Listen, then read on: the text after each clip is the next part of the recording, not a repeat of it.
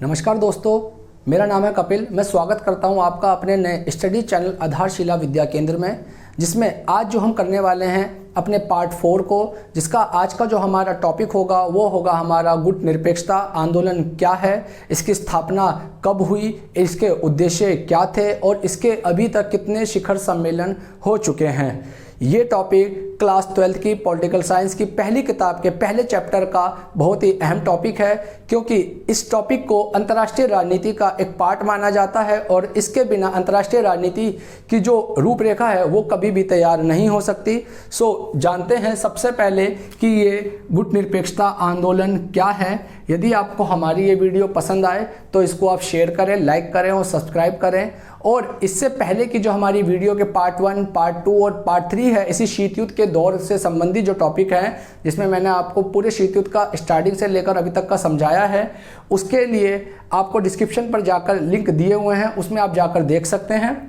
सो जानते हैं सबसे पहले कि गुट निरपेक्षता आंदोलन क्या है। तो जैसा कि इसके नाम से ही, इसके शब्द से ही पता चल रहा है, गुट निरपेक्षता एक ऐसा आंदोलन है जिसके शब्द से पता चल रहा है कि ये किसी भी गुट में शामिल नहीं होने वाला आंदोलन है। तो यहाँ पे जो जिस गुट की बात हो रही है वो गुट कौन से हैं, तो जानते हैं। पहले सभी को पता है जैसे कि फर्स्ट वर्ल्ड वॉर और सेकंड वर्ल्ड वॉर हमारे राजनीति के लिए बहुत ही अहम विषय रहे हैं।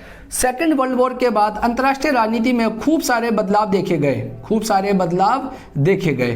तो ये जो बदलाव थे, इन बदलावों का जो स्तर था वो काफ़ी ज़्यादा स्तर तक, मतलब बहुत व्यापक स्तर पर देखा गया था, जिसमें आपने देखा कि एक तरफ तो सोवियत संघ था और एक तरफ अमेरिका था। अमेरिका ने नाटो की जो संधि थी उसको करा, साथ ही साथ सोवियत संघ ने वार्सा को जन्म दिया, फिर अमेरिका ने सेंटो इस प्रकार के सैन्य संगठनों का विस्तार किया। और इसी चीज़ों को देखते हुए कहीं ना कहीं जो तीसरी दुनिया थी, तीसरी दुनिया का मतलब है ये ऐसे देश थे जो कि उपनिवेशवाद रहे थे और शीत युद्ध के दौर में आज़ादी प्राप्त हुए थे। शीत युद्ध के दौर में इनको उपनिवेशवाद से आज़ादी मिली थी। तो इसीलिए तीसरी दुनिया के बारे में चर्चा करते हैं, ठीक है। इससे पहले आप जानिए कि इसके जो गुट निरपेक्षता आंदोलन के जो सदस्य थे, किन्होंने इनकी स्थापना करी, ठीक है। तो इसकी स्थापना करने वाले पांच देश थे, जिनके जो अहम व्यक्ति थे उनके नाम मैंने लिख दिए हैं, जिसमें पहले थे भारत की तरफ से पंडित जवाहरलाल नेहरू, इंडोनेशिया से थे आपके सुकर्णो, ठीक है। सिर्फ यही आपके पीएम थे, ध्यान रखना, पंडित जवाहरलाल नेहरू ही सिर्फ पीएम थे, बाकी सब प्रेसिडेंट थे, ठीक है। और यूगोस्लाविया के जोसेफ ब्रोज टीटो, मिस्र के गमाल अब्दुल नासिर और घाना के वामे एनक्रूमा, ये सारे के सारे प्रेसिडेंट थे, ये अपने अपने देश के राष्ट्रपति थे, ठीक है।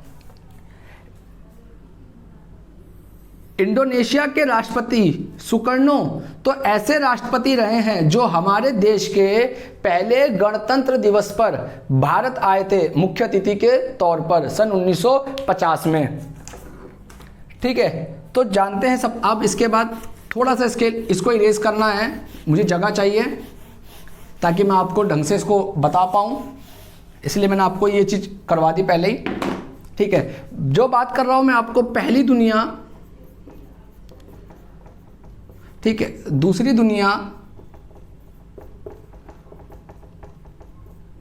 और तीसरी दुनिया की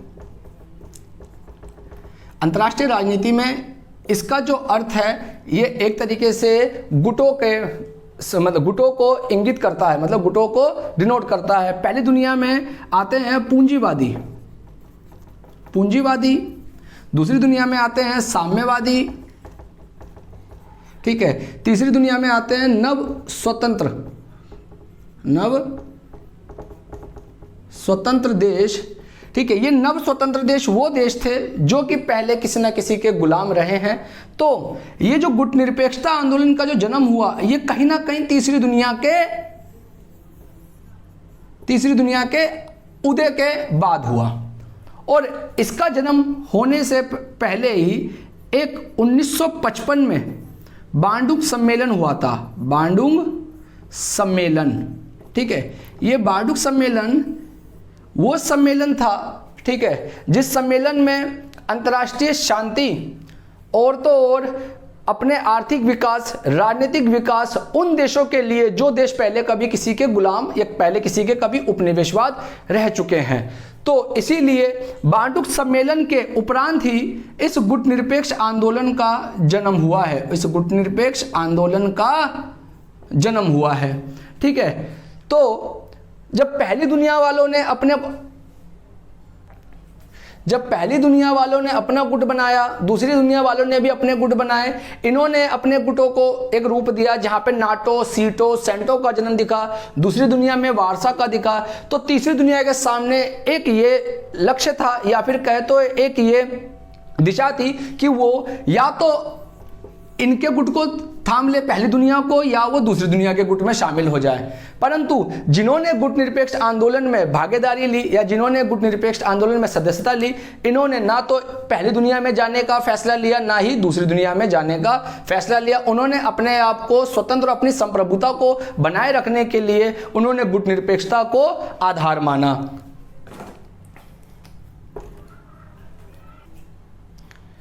अब बात करते हैं इसकी स्थापना की। तो इसकी स्थापना अप्रैल 1961 में हुई थी यूगोस्लाविया के बेलग्रेड में। ध्यान रखना, बेलग्रेड वर्तमान में सर्बिया की राजधानी है। ये वही सर्बिया है, ठीक है, जहां से फर्स्ट वर्ल्ड वॉर का जन्म हुआ था, क्योंकि सर्बिया और जो ऑस्ट्रिया हंगरी था, इन्हीं के बीच में ही विवाद था। ठीक है, यहाँ पे एक प्रजाति पाई जाती है, ठीक है, स्लाविया, ठीक है, स्लावा, ठीक है, और यही स्लावा जो है रशिया में भी मिलते हैं, और इसीलिए रशिया ने सर्बिया को सपोर्ट करा था फर्स्ट वर्ल्ड वॉर में। ठीक है, मैं पूरी एक वीडियो डालूंगा फर्स्ट वर्ल्ड वॉर और सेकंड वर्ल्ड वॉर की, उसमें आपको पूरा डीपली इसमें समझाऊंगा। ठीक है, बस थोड़ी जानकारी रखो कि वर्तमान में आप जब कभी देखोगे तो बेलग्रेड आपको सर्बिया की राजधानी दिखाएगा। पहले क्या था, ये यूगोस्लाविया था। यूगोस्लाविया का विभाजन हुआ है। यूगोस्लाविया का जब विभाजन हो गया तो वो अलग अलग स्वतंत्र देशों में बट गया, जिसके अंदर जो सर्बिया है सबसे बड़ा है। ठीक है, और इसलिए सर्बिया की राजधानी बेलग्रेड है। पहले ये क्या था, सर्बिया, क्रोएशिया, सारा ये एक ही था और इसको पूरे को यूगोस्लाविया बोला जाता था।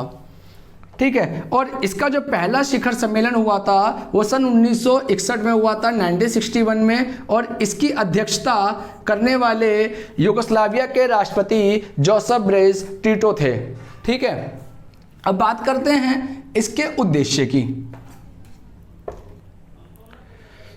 अब बात करते हैं गुट निरपेक्षता आंदोलन के जो उद्देश्य की। पहले हमने जाना ये क्या था, इसकी स्थापना कब हुई, अब इसका उद्देश्य क्या था स्थापना करने के पीछे।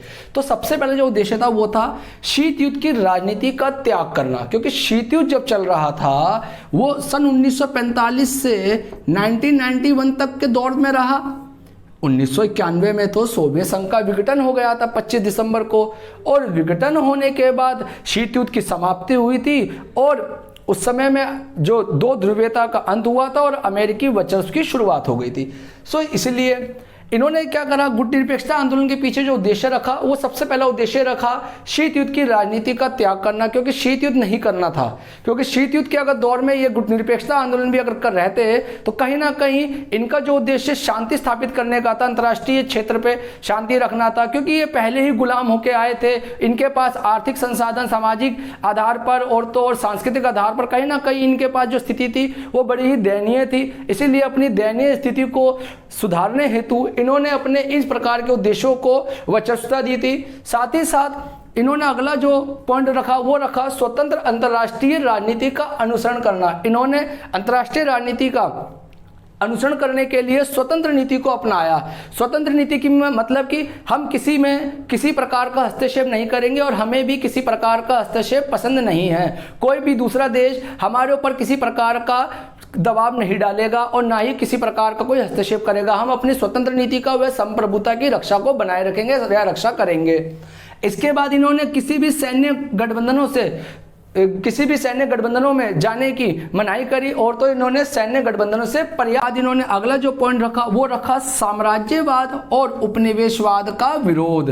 ठीक है, अब ये समझो साम्राज्यवाद होता क्या है, जब एक देश अपनी सीमा को विस्तार करने हेतु दूसरी सीमा पर बल प्रयोग कर उसको अपने में मिलाने की इच्छा प्रकट करता है, और इस प्रकार यदि वो उसको पा भी लेता है तो एक प्रकार के उसका साम्राज्य में विस्तार होता है। उसी को ही साम्राज्यवाद विचारधारा या साम्राज्यवाद की अवधारणा के रूप में परिभाषित किया जाता है। तो वही होता है साम्राज्यवाद, क्योंकि उस समय में जो कई बड़े जो महाशक्तियाँ थी वो ये चाह रही थी कि हम छोटे छोटे देशों को अपने में शामिल करें और अपनी शक्ति का विस्तार करें। इस प्रकार से हमारा साम्राज्य उन क्षेत्रों तक फैल जाएगा और वो उन देशों को अपने में गुलाम बनाकर रखना चाहते थे। तो कहीं ना कहीं वो उपनिवेशवाद भी था। इसीलिए गुटनिरपेक्ष आंदोलन का उद्देश्य जो था वो ये था कि साम्राज्यवाद नहीं होगा और उपनिवेशवाद नहीं होगा, ये इसका विरोध करते थे। साथ ही साथ ये रंगभेद की नीति के विरोध में संघर्ष की निरंतरता को बढ़ावा देते थे। यदि ये किसी देश में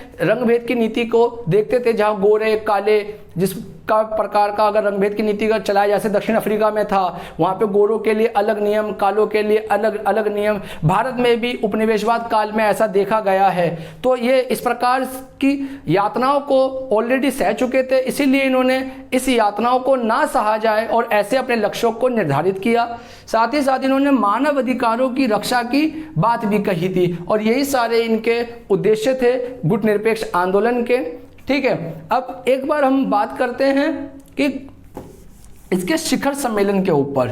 ठीक है, इनके जो शिखर सम्मेलन थे,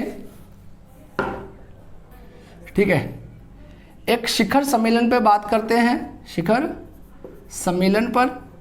ठीक है, जो जो इम्पोर्टेंट है, क्योंकि सीबीएसई के पेपर में एमसीक्यू के अंदर भी पूछा जा सकता है कि पहला शिखर सम्मेलन कहाँ हुआ था, कब हुआ था और तो इसकी अध्यक्षता किसने की थी। साथ ही साथ ये भी पूछा जा सकता है कि हाल ही में कौन सा शिखर सम्मेलन अभी गुटनिरपेक्षता का हुआ है और इसकी अध्यक्षता किसने की है। ठीक है, और तो और ये पूछ सकता है कि भारत ने शिखर सम्मेलन की मेज़बानी किस वर्ष की थी और उसकी अध्यक्षता किसने की थी। तो मैं वो आपको जो इम्पोर्टेंट फैक्ट हैं वो मैं आपको लिखवा देता हूँ। ठीक है, जो पहला शिखर सम्मेलन हुआ था फर्स्ट, वो हुआ था बेलग्रेड में।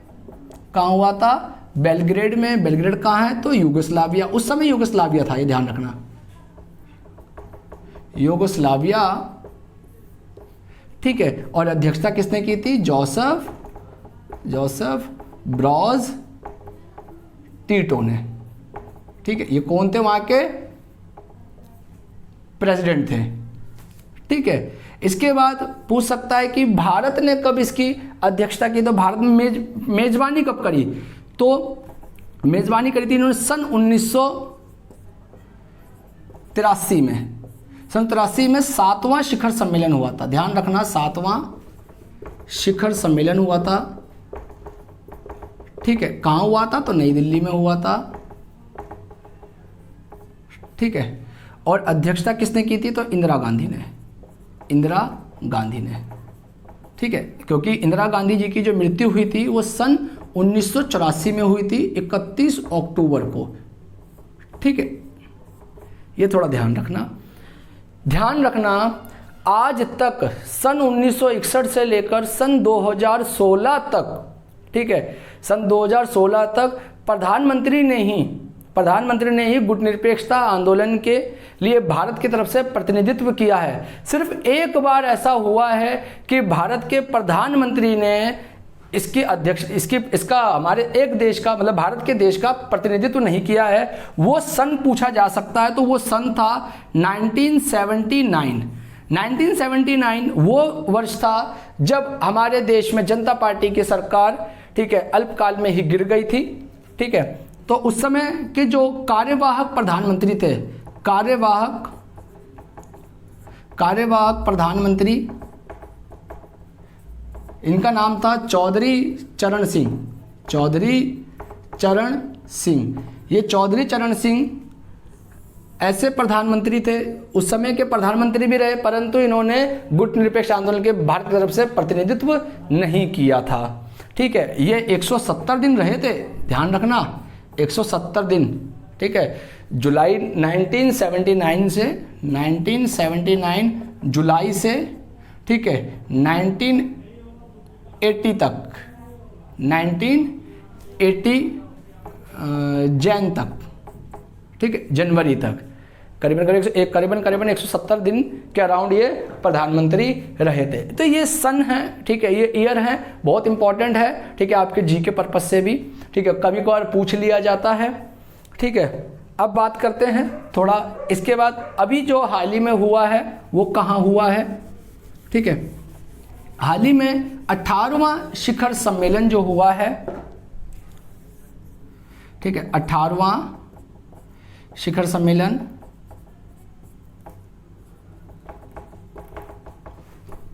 कहाँ हुआ है, तो बाकू में। कहाँ हुआ है, बाकू। कहाँ पर है ये, अजरबैजान में, अजरबैजान, ठीक है, अजरबैजान में हुआ है, ठीक है। 18वां शिखर सम्मेलन कब हुआ था, तो ये हुआ था 25-26 अक्टूबर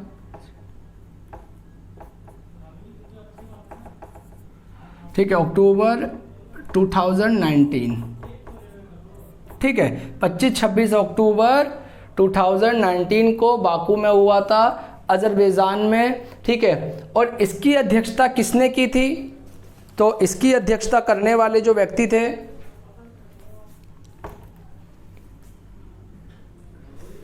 इसकी अध्यक्षता जिसने की थी उनका नाम था, मैं इसको इरेज कर देता हूं जरा,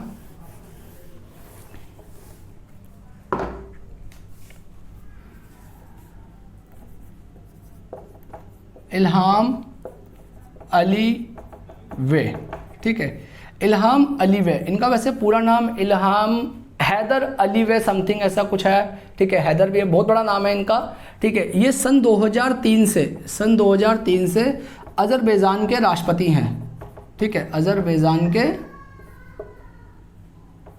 राष्ट्रपति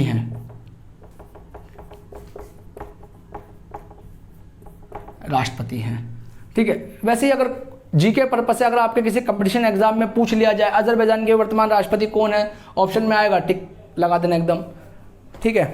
अब थोड़ी सी बात करते हैं गुट निरपेक्षता आंदोलन की, कि इसके प्रति जो आकर्षण है वो कैसे कम होता जा रहा है, या भारत का भी जो रुख है वो क्यों पलटता जा रहा है, ठीक है। मैं थोड़ा इसको इरेज कर देता हूं।